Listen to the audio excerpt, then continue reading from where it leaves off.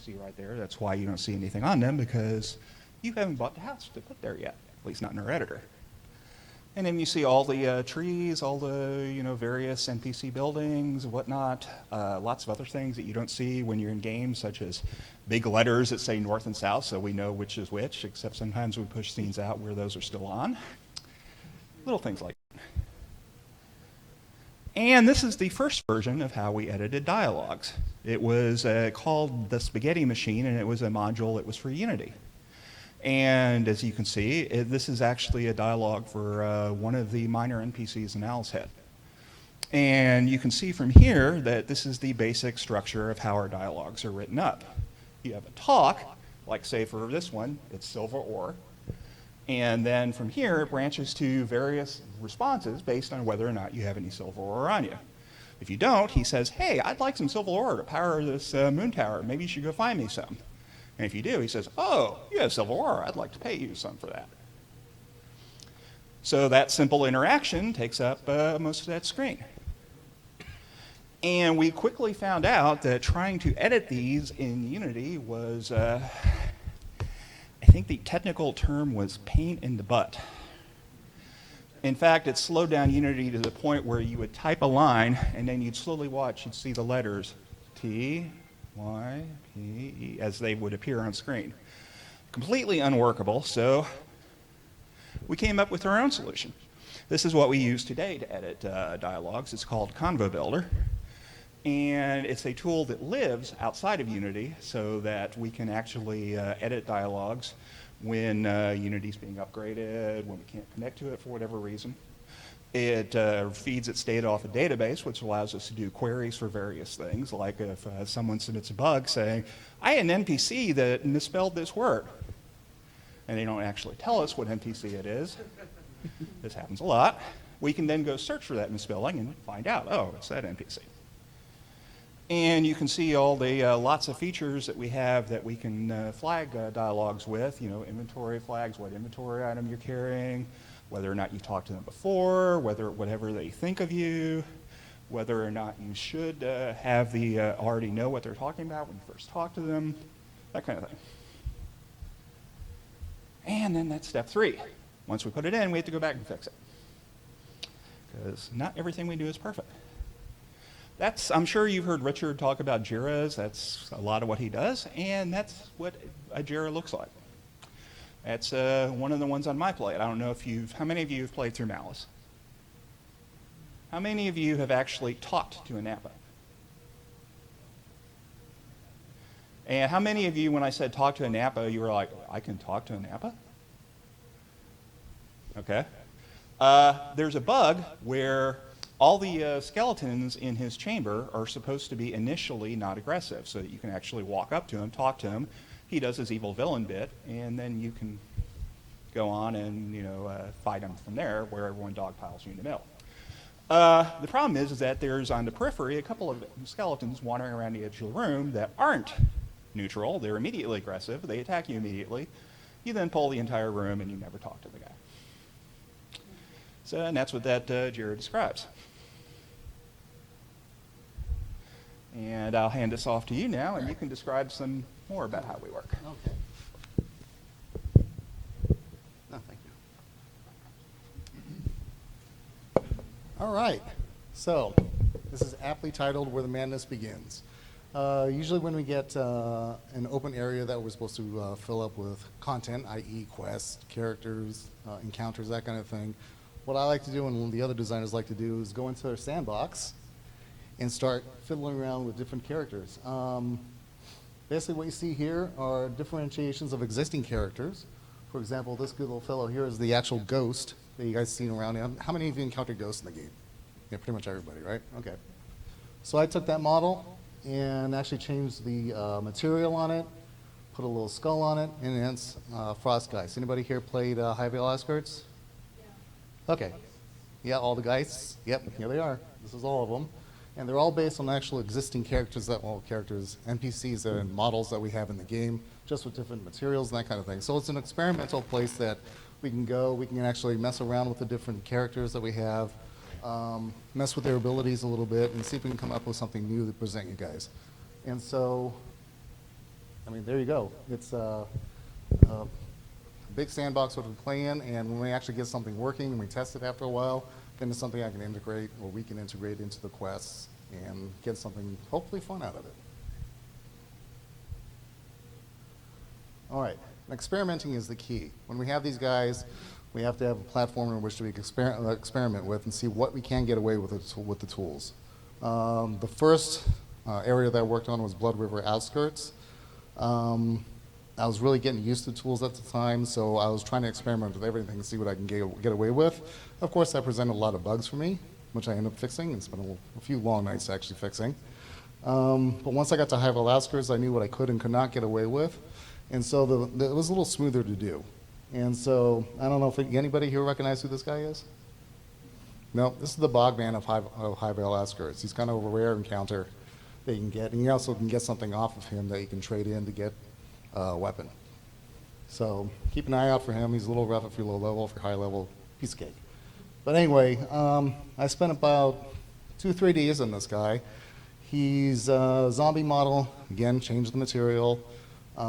Attached a bunch of mushrooms to him and that kind of thing based on what's called bones. And it really is literally bones on these particular models where you can actually bend it at the joints and that kind of thing. And each part is actually identified within what's called a prefab. Prefab is everything that's put together to make this thing work. So, for example, mushrooms were attached to the hand bone. Mushrooms are attached to the head bone, chest, hips, all kinds of things. So I got something that was kind of new, it worked. Nothing actually floated off of him. So that's a result of experimentation. I expect to see crazy things like this in the future. All right, if you've done High-Level Outskirts, one of the things we like to do when we get a new area to play in is to find obscure places that you're not supposed to go and let you go there. So for example, this little area, I don't know if you're familiar with this, it's called the Mirror Room. And it's almost a completely inaccessible area if you're just to go walking around normally. This is what it looks like in our editor. Basically, you got NPC spawners, trigger volumes, lights, the effects, all that kind of good stuff. And this is where it actually is in the map. You can go here. This is where the monastery is. And this is where all the NPCs are there. They give you the quests, you can talk to, that kind of thing. There's no really good way to get down here unless you fall and actually survive, which is not likely. So when you do the quest, you actually can teleport into the area that you just saw previously, do part of the quest, and so on. So it's part of the fun of the experimentation that I told you about is to be able to go and let players get to areas where they normally could not. All right, we're at that point where we can ask questions, and hopefully we can answer them in an intelligent way. And we did promise we'd get all the secrets out so you could get to the truth. Sure. Mhm.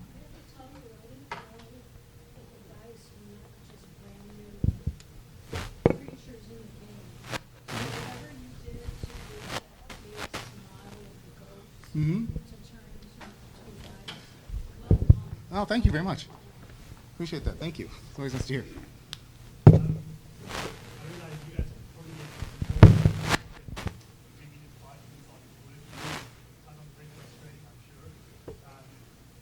I'm sure Chris Spears would very vehemently disagree with you on that point.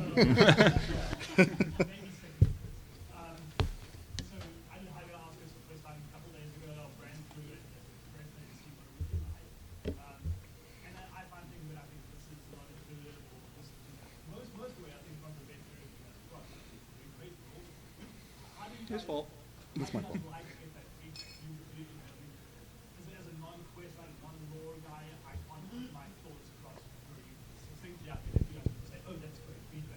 Just what you just said, put it in a message board post and post it. We read all of that. Yeah, and I try to answer. I mean, there was one person that I actually pretty much gave an entire walkthrough to get part of it. And there's another person who said, oh, it's great, I got through it, no problem. I mean, everybody's different. So when we write our quests, it's really an experiment to see what people can actually pick up and that kind of thing, because not everybody plays the same, not everybody groks everything that you actually write down. So it's important to get that kind of feedback to see where we might have missed the boat, so to speak. of giving information so you can continue. Fine line between giving too much information, or it just feels like a kind of contrived and not interesting, and you don't have to use your brain, to being so obtuse or so narrow in the scope of what the information is giving you that you just don't know what the heck to do. I think it's difficult to give feedback when I think this is doesn't feel, I don't know how to describe that. Mhm. This area is I don't want to rope you to say, oh, good. Well, what would really help is to say where you are in the quest line. For example, these are the quests I have. This is, you can give us the title of the quest. It's easy enough to find them. And then that'll kind of give me a sense of where you are within the quest. There is a central quest line too, High Veil Askers, and there's like obscure side stuff that you can do. And I can identify it easily enough. And so if you give me that information, then I can go off and see where the actual holes are within the information they're giving you, whether it's in the journal writing, whether it's in the dialogue that I give the NPCs and that sort of thing. So, I mean, that helps a lot where you can actually give us information on where you are. Yeah, there is one kind of feedback that's bad feedback, and that's the kind that you don't post. Because then we never see it because you didn't post it. Yep.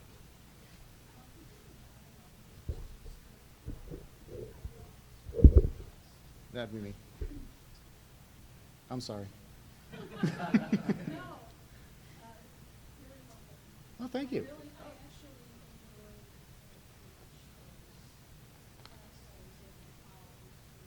Mhm.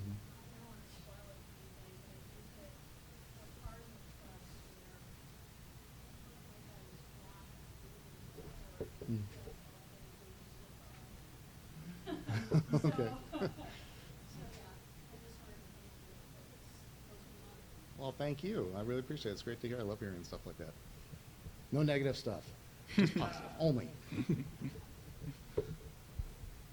your approach for making scenes feel alive?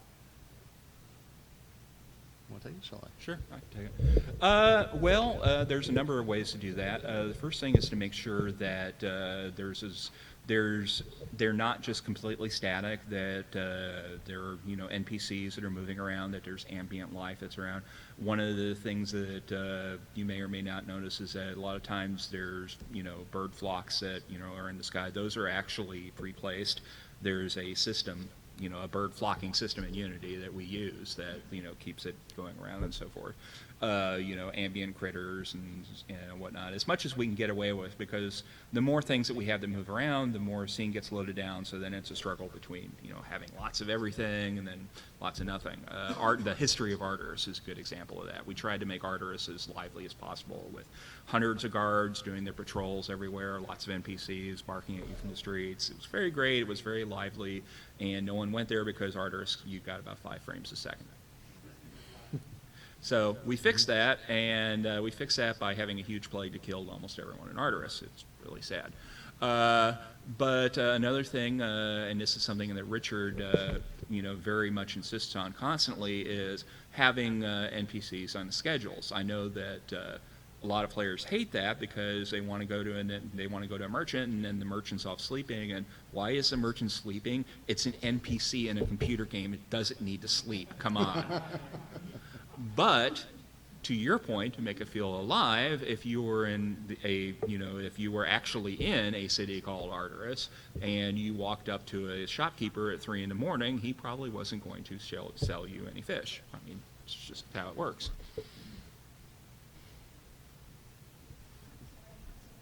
No, it's fine. I mean, we're going to be here a while. Great. Don't feel bad about asking at all. Yes. And how many kids do you have? How many kids do you have? I have 2 as well, so yes.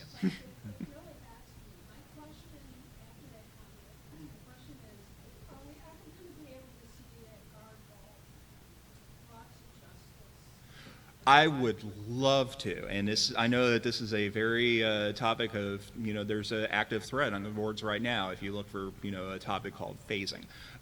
One of the problems that we have with things like Guard Rolf still walking the streets even after, you found him, sniping down kids in the street because of his PTSD, is because we can't do instancing in scenes with player housing. And there's a lot of scenes with player housing, like almost every town in the game. And we can't do instancing with that because if we do, then every instance would have its own house. We did that once with Etc. when I didn't know what I was doing, and I tried to make an instance where if you went through a certain quest line, you would suddenly see a populated ghost ship. So that made it so that there were suddenly two versions of Etc. Well, it's not as good as the captain, who seems so lackadaisical. That's intentional. He's completely incompetent. So is there any chance that maybe he'll prepare at some point and say, yes, we will be sure to, dole out justice to our wall? I mean, anything. Or he gets fired. I mean,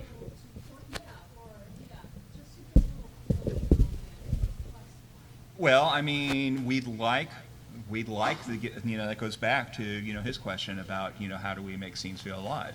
One way to make that city feel alive would be for there to be some progress in the city, for the guard captain to get fired for incompetence on his watch, for Rolf to, like, the problem with it,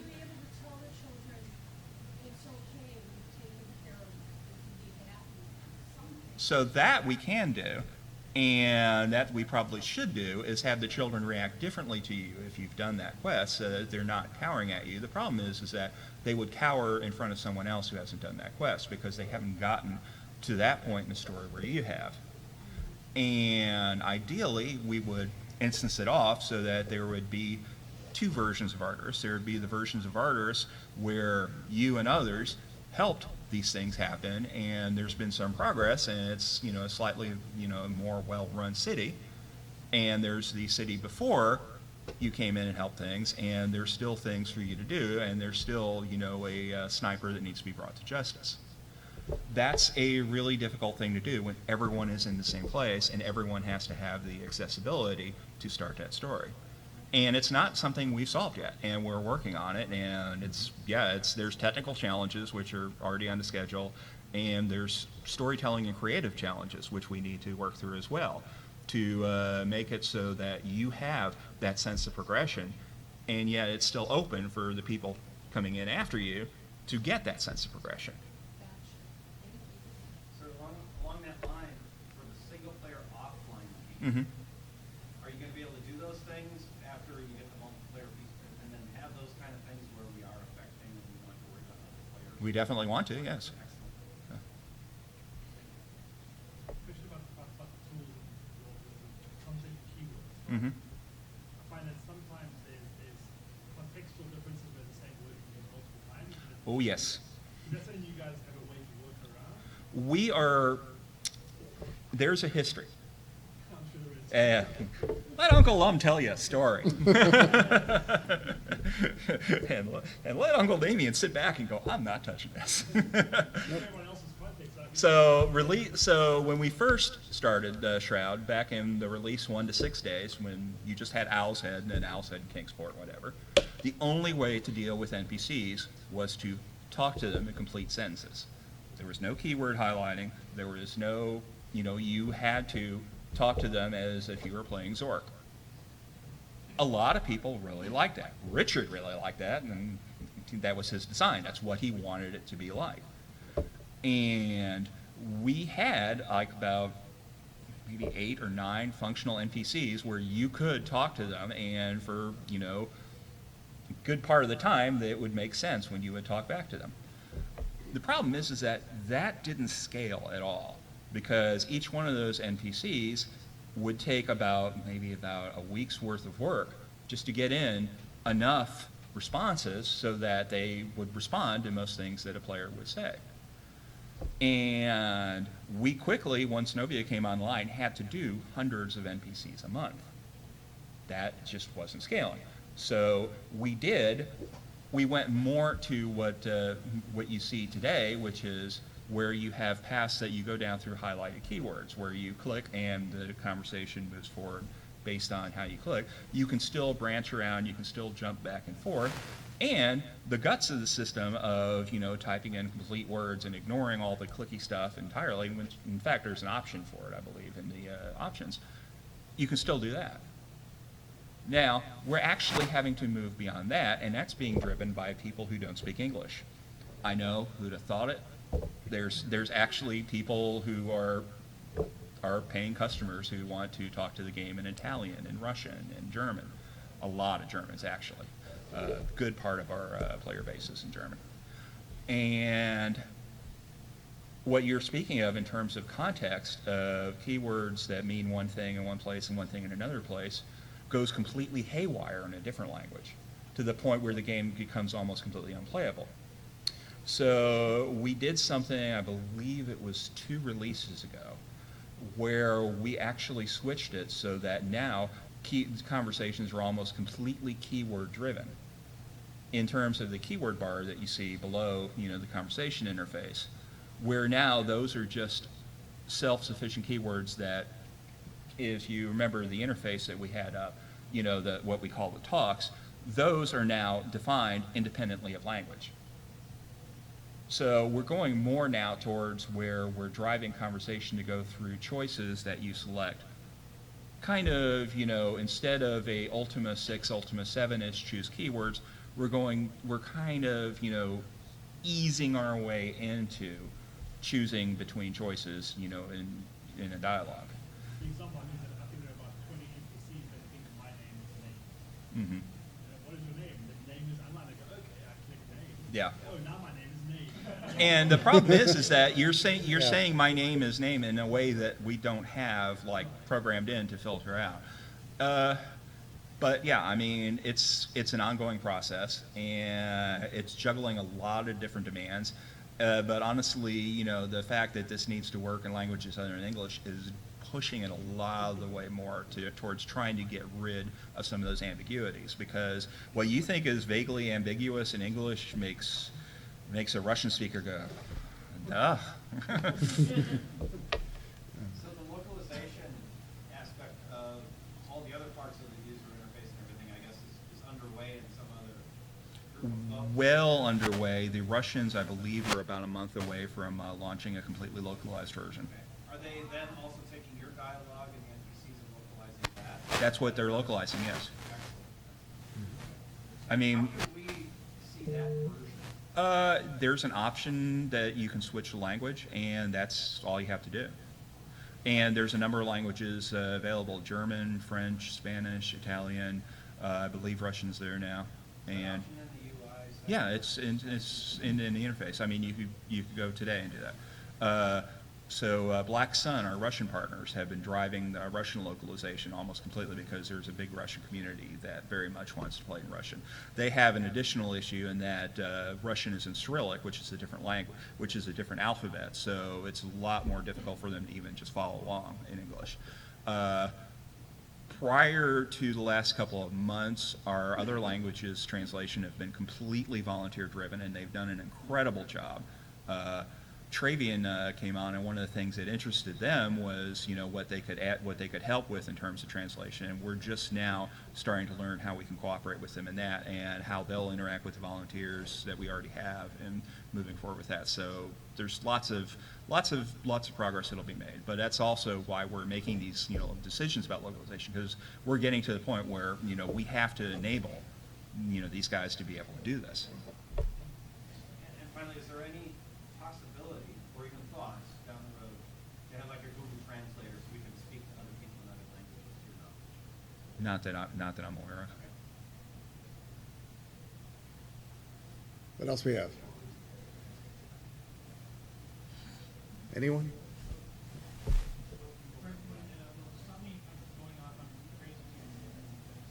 No, I want to hear the crazy tangent.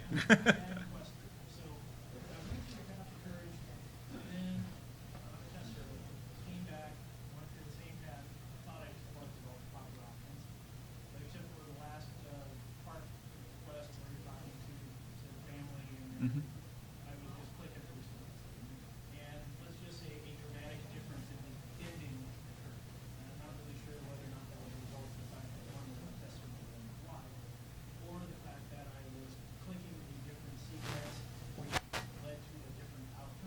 Or there could be the fact that I did a lot of fixes very recently to that quest line. So you could have played one version once and then a fixed version the next time.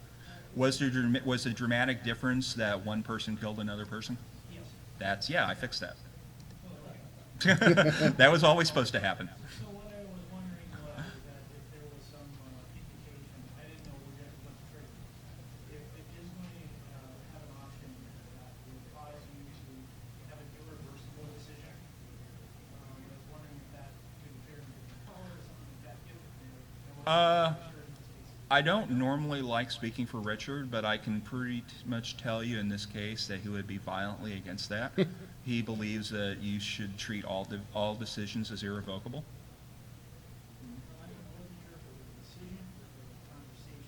In this, so if it's the second confrontation in Valhalla Palace, that is not something that you could have stopped. That is part of the story.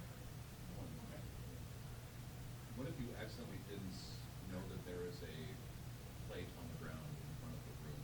That would have also a very big. You should have looked closer.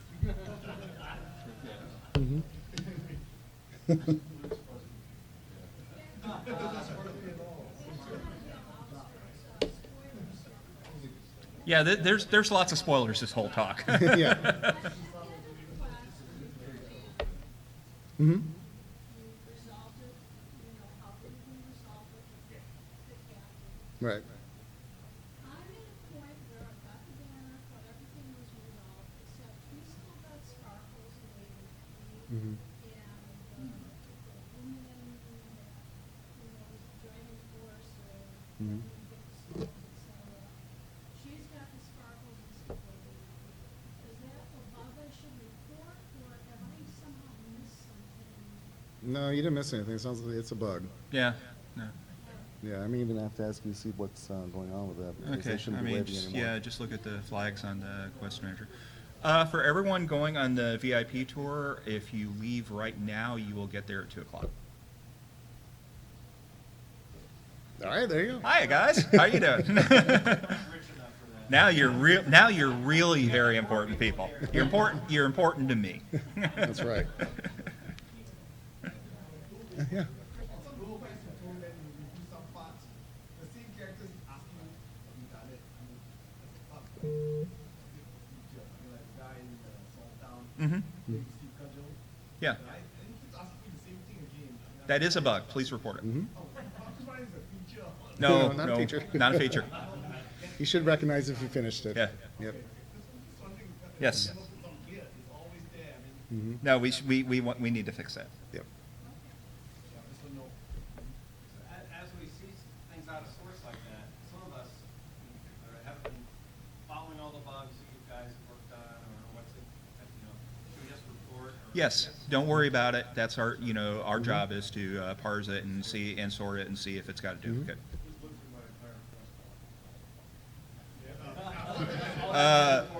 Occasionally, seriously, we do have our head of QA who's giving a talk along with the rest of the QA guys later this afternoon, and he'll tell you. I mean, sometimes he'll log onto your character just for that reason, so he can get on with the dev tools. List out your quest variables and send them to me so I can figure out what's going on. I've done that with a number of people trying to figure out what's going on with some of the in-game sequences. We started a lot of the quests before they were done. Yeah, I mean that's a big reason. To the end of what is the wall point where it's like, this is the end for now, stay tuned. Yeah, that's a big reason why we need to get that quest reset, which is looking hopefully. I know that during the telethon they said that may not get pushed out this release, but I'm really hoping it is, at least on QA, if nothing else. I came in a little late for lunch. Yeah. So you may have talked about the quest reset more. No, I didn't. We just basically talked about our basic process, showed off the tools, that kind of So thing. with the quest reset, when we're allowed to reset, Mhm. am I to assume all of the quests are in, they're connected up?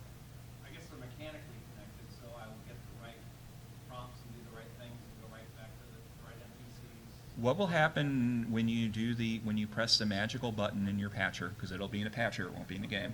When you press the magical button in the patcher, what will happen is that you will be returned to a state as if you went through Isle of Storms and you played tutorial number 4. You didn't play Path of Love, you didn't play Solus Bridge, you didn't play High Vale, you didn't play Blood River, you played the 4th tutorial, the one that doesn't exist. And that's where you will be from that point on for every NPC that you talk to. All items that you are flagged as quest items in your inventory will disappear. That includes all your artifacts, that includes, yeah, and yes, everything that's marked quest item will disappear, and you'll be able to redo all your quests. You will not lose any XP. Your virtue scores will be brought in line. They won't be cleared, but it'll be brought to a point where it'll be very easy for you to make a decision one way or another. So that if, for example, I'm sure this applies to no one in the room, but if you spent the past year stealing poor shopkeeper's blind, getting nice little decorations for your house, and thus your shroud is black as pitch, yes, that will address that. So we should steal now. Yeah, steal now, pay later.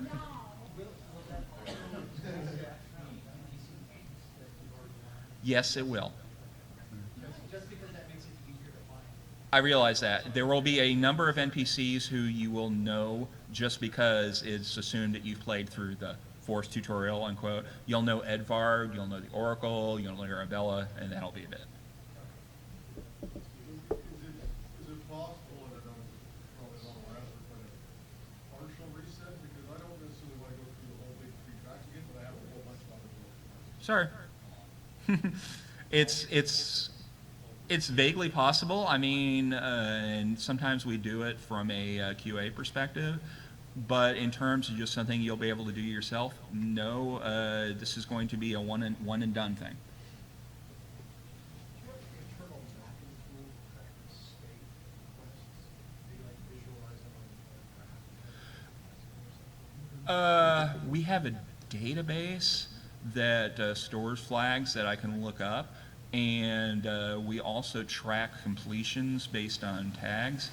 We do a lot of free trial tracking to see at what point, based on what was the last quest they turned in, where they stopped in the trial to try to determine, hard, decision points where they stopped playing the trial. So we do track that. As far as something that's, nice and visual, no, we just haven't had time to implement that. So for the quest reset flag, Richard mentioned earlier about the dark period that will probably occur before launch, where he does things not live patched out to us for a period of time. So if we do the quest reset, let's say in a couple of months or something, if someone comes in after the dark period, new player,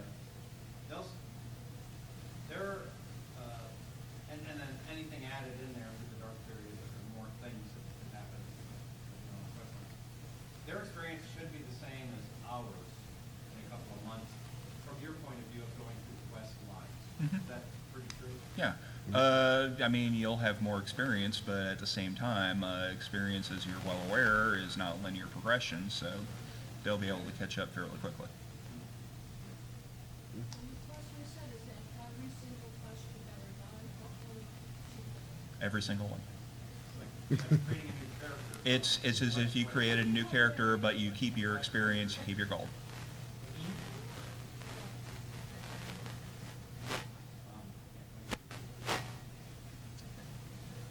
Anything else? Anyone? Firstly, I'm going to, sorry, Keith, Don't worry about monopolizing. I mean, No, we're going to be here till 3 o'clock. When So. I press the quest reset button, if I want to have like I guess I would say the best experience of what you guys have put into the game for the dialogue and the NPC and the side quests and all that, that stuff will be ready at that point? No. Okay. It's an honest answer because we're not going to declare the game done No. ever. Right. We're always going to be improving it. We're always going to be adding to it.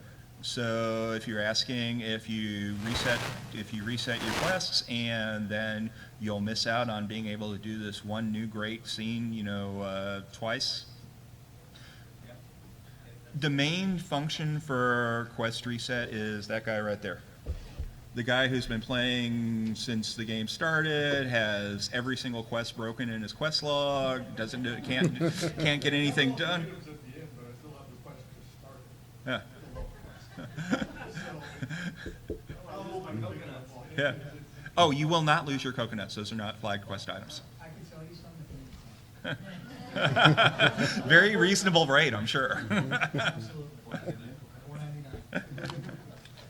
So in light of the fact that the iterations you had would actually write requests, and the player at now with as new interface that you have with your phone, I've heard rumors through the years of player written requests. Some players have this urge to write their own requests.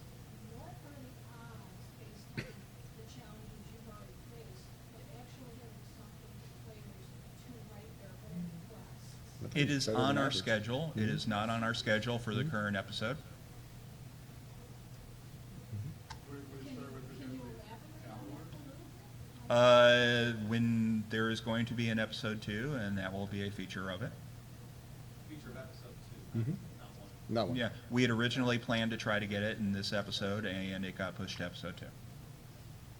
But it is something we want to do. Have you ever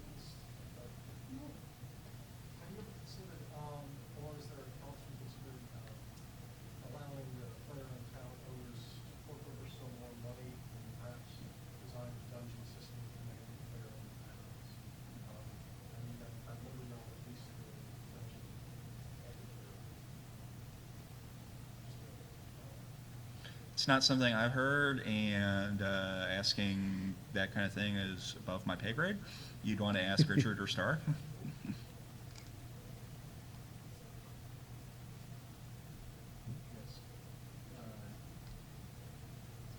What percentage of NPCs do you plan on actually having as side quests?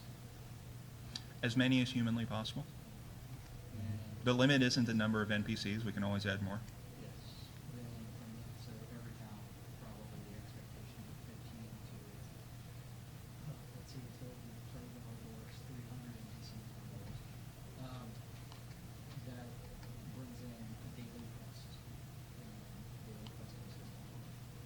We got the, when do you plan on adding additional daily quests? Why don't you talk about daily quests? I'll talk about daily because quests. I know it makes you feel so nice. Yeah. Daily quests are a little tough in our game at this point. I have a couple daily quests that are in outskirts maps.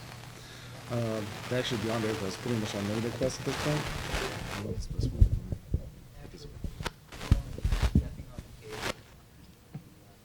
No, I'm nowhere near the cable. What's this one? Bam. Boom. There you go. Problem solved. Bug fixed. All right. So the daily quests. The quests that I did put in, basically I had to make new items that dropped off of certain creatures within just in that particular zone. When you turn it in, you get a certain amount of XP and gold, that kind of thing. I kept a few of those in, but with the last release, was brought to my attention that we can't have nice things. Our players yes. brought that to our attention very quickly. Very quickly. Manufactured a huge exploit for it. I wanted to be Mr. Nice Guy and say, okay, like for example, Sven the Huntsman in the area. He wanted to get hides, and basically animal hides from anywhere. It's kind of a rare job to be really good at crafting. Not that rare, but medium. But better you get at it, the more times it drops. Really didn't think ahead of time and thinking, so well, people can buy these also off of vendors, player vendors, and that kind of thing. I thought people might actually play nice, but they didn't. So I put a substantial amount of XP on it, like 1,000 XP, and decent amount of gold. I think it was like 50 or 100, something like that. And yeah, people just, bam, exploited it like crazy. High-level people and just like killing everything in sight, and buying the 1,000 worth hides and turning it in, and then announcing on the forums, hey, you can do this and get really rich, and blah, blah, blah. And so Chris came in and did not yell at me because he knows better. But he brought it to looked my like that. attention. Yeah, it was more like he was going to cry and beg. And so, yes, I felt very much ashamed and took that part of it out. And so now it's actually just a special hide that you can get off just these particular animals, and you get a much smaller XP for it and that kind of thing. But hey, we both had those moments this release. Yes, we did. That's right. You had it with the Cobalt. So how many people are perma-camping the Cobalt Battle Camp now? There you go. There you go. Yeah, you're why I can't have nice things. Yeah. So to get back to what you're saying, the daily quests, I mean, the ones that we put in are going to have to be like along those lines of very small XP and that kind of, they have to be specialized items within there. I mean, in order to prevent it from multiple times, Mhm. alternative would be you can only turn in 5 items, and then after that, Yeah, I'm sorry, I can't afford that today, and that is a tomorrow- goal. Yes, that is a goal that we don't have that technology in yet, but it is something we have down the pipeline where we actually have a true daily quest of you going to one time a day, and it actually follows the cycle, the day-night cycle, and then the next day you can do it again, that kind of thing. It's not in yet, but it will be. We have one quest that does that, and it's hard-coded just to that one quest. Yeah, And that's the where you take mail from one city to another. yeah, that will happen. If I may appreciate both of you for a moment, is that okay? No, it's It's not. gonna come up. No hugs. So I was at Ultima 20, great event, Mhm. and we got Richard on the side and we talked a little about story. And he expressed, kind of explained a little, again, I missed the beginning of your talk here, but from his mind and Tracy's mind of how all this comes together down to the mechanics of you guys putting this stuff in the game is miraculous, I think.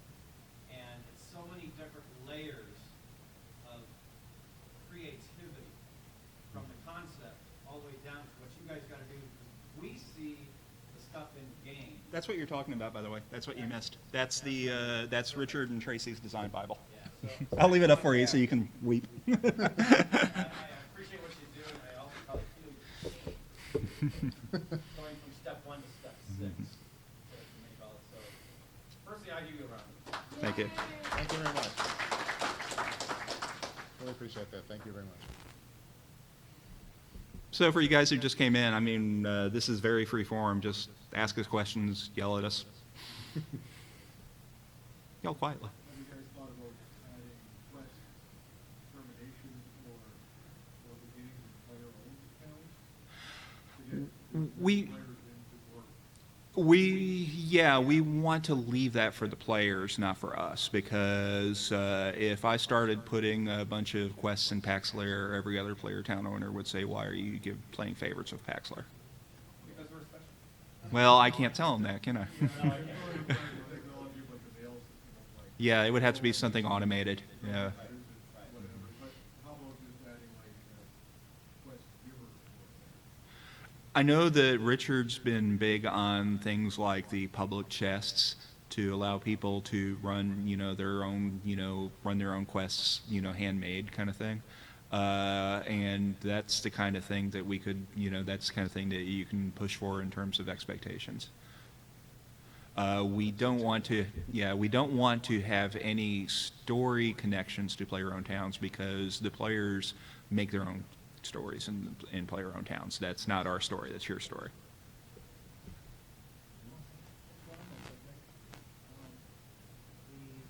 I've used those same chests. Mhm. Of course, anybody can access them. We have stuff that doesn't have a current use in the game, like the puzzle ones.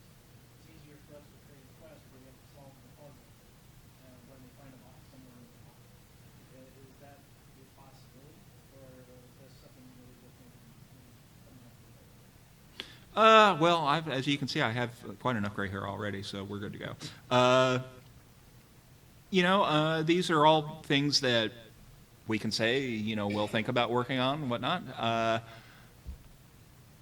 At this point, anything that's at that level of theory would probably get the nice big episode 2 label.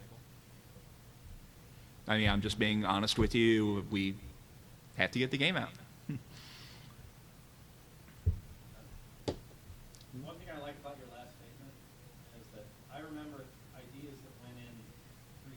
Mhm.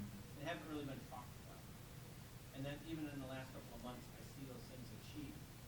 Sometimes simple things, sometimes better UI, sometimes, oh my gosh, I can now sit on a chair without having to pull the damn thing out. That was complained about 4 years ago, 3 years ago. And what I like about what you're saying is it'll eventually come. I have Jiras in my queue that are 3-4 years old. Yes. I do. Richard taunts me regularly every morning, even on his robot. Even every stand up. Number hasn't gone down. Oh no, it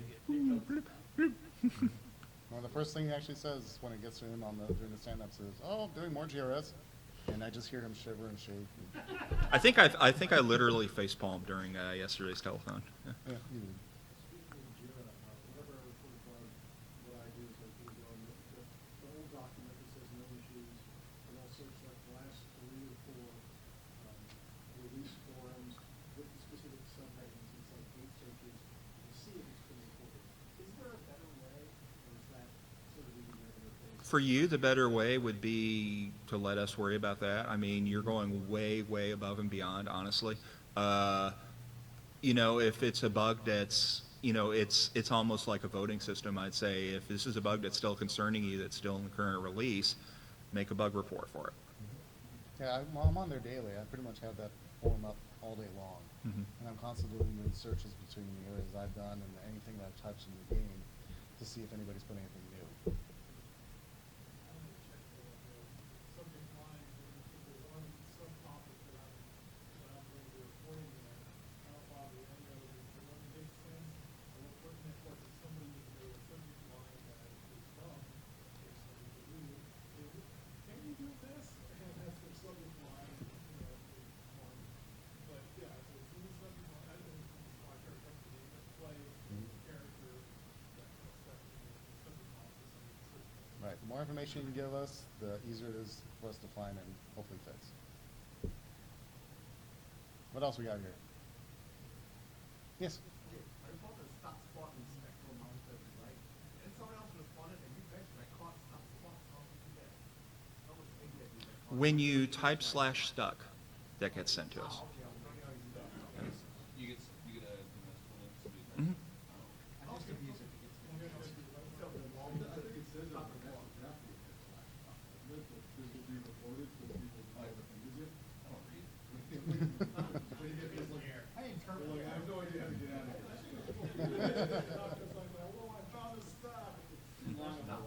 Well, the good thing is that if you are using it to abuse, it's very easy to tell. Chris is usually on that really good. He loves to look for things that are being abused. Yeah. Because you'll have somebody like Chris or somebody, because it gives us actually a huge long string, which I think you see when you do /bug. A huge long string that we can just like paste in and go directly there. Right, and also includes things like your direction, your direction, your altitude, what scene you're in. It just takes us exactly to where you were when you typed that command. And if you're in the middle of Owl's Head, yeah. Yeah. It's just a kind of word slash block. Mhm. Slash LSD, yeah, so you were right on the stuck spot, like, whatever the field of the best is. But yeah, what I really love is not finding out was that this area that you're stuck in, get an area that's one behind you can't jump out, it's really rare. It will happen though. Yeah. Done. Probably wrapping up. No, we've still got about an hour. You have to answer this. What is your favorite quest currently in the game? It's not the quest line, but the quest, small quest, currently in the game.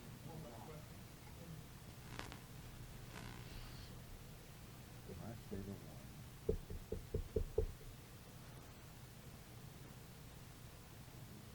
You can't think of something. Zangoff is his wife. Is it home? Now you have to- I am going to nuke the Hidden Veil from orbit. If you move my lot, I'll just have to throw more random stuff on I can't really think of one favorite one that I like. trying to think. For my actual character that I don't cheat with. We have those. Yeah, we do have those, yeah. Gosh. There was one that I thought was pretty funny, and I can't think of what it is right now. No, it's not very, I mean, my legitimate character is not that high up. I just got done doing all the outskirts maps, and now I'm moving on.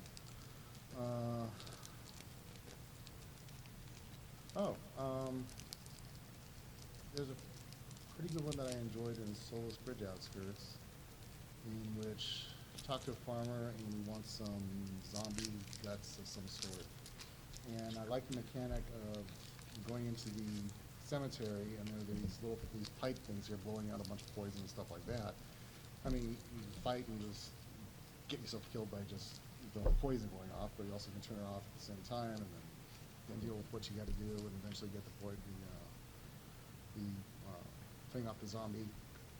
The reason I like that is because it's an environmental hazard I have to think about while also fighting the zombies and that kind of thing. So I kind of like doing that kind of tactics type of thing where I have to know where I'm going, know where I'm positioned, and I can actually affect the environment by turning it off, then finish what I'm doing, and then go back out. So I like those kind of mechanics. Now for the ones that I created, one of the ones I really enjoyed working on and just liked all around was dealing with Gus, the automaton who turned into a hippie basically. Yeah, and I really enjoyed writing him, and I really enjoyed just the storyline around him. And you'll probably see him more in the future once I start doing more open areas and quest lines and stuff like that. Some of these characters I came up with will be reoccurring. And as for me, I really enjoyed doing Tower of the Shuttered Eye. That was the first scene that I did from start to finish in terms of, I actually revamped it. It came out I don't know how many of you remember Abe Robertson. He was a great world builder, not much storyteller though. And I turned it into a much more story-centric kind of place where you discover what was going on in this creepy tower as you were going up it. And I had a pretty good time with it.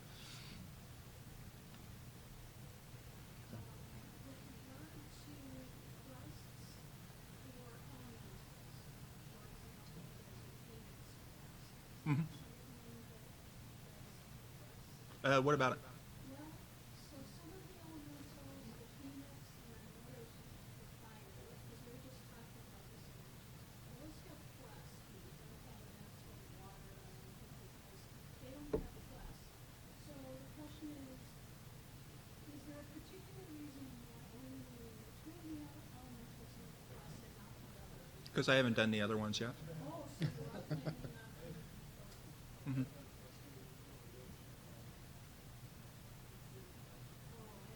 Yeah, I think Sun, Fire, and Death are the only ones that are done right now. So then, for example, the only elemental I have is a water elemental. So when you actually put the quest in, do I lose the elemental or would I have to quest for it? No, it'll just everyone who comes in after you will have to do that to unlock it. When you do the quest reset, does that also reset?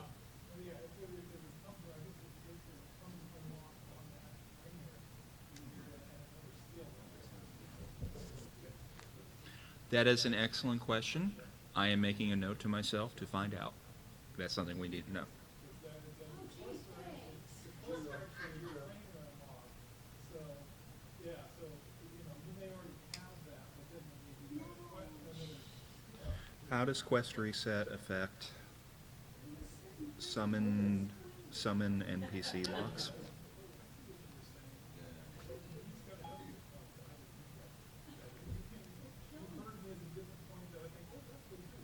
No, I'm hearing something that could be a possible real big gotcha bug. That's why, yeah.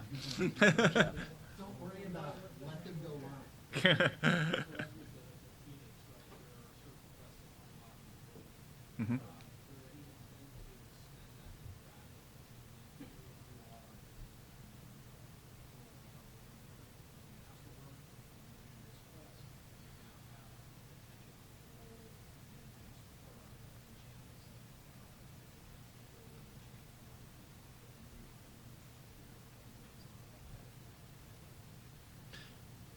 I would really want to have B and Chris make that call simply because they are so much more attuned to the crafting system in terms of reward and time spent and things like that.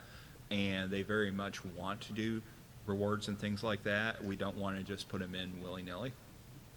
And they would be spearheading that, not us.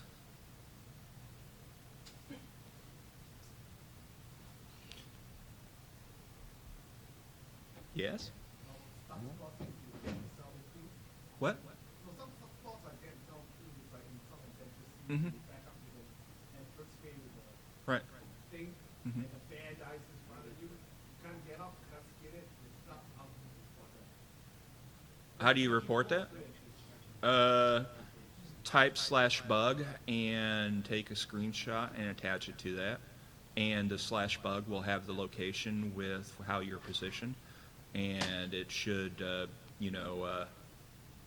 will, the world builder will be able to fix where you collide with the wall from there to make it so that that doesn't happen. Right. So that the NPC won't be able to get that far, basically.